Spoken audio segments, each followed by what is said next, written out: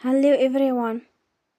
Today we talk about how to fix the app of Bookmate. We will go to settings,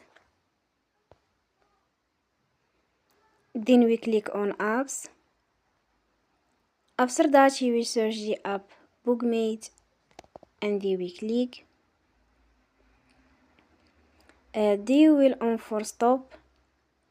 After that you will go to storage. Then we click on clear cache. You will go to Play Store and you will update your app. Don't forget to support us by like and subscribe. See you next time and thank you for watching.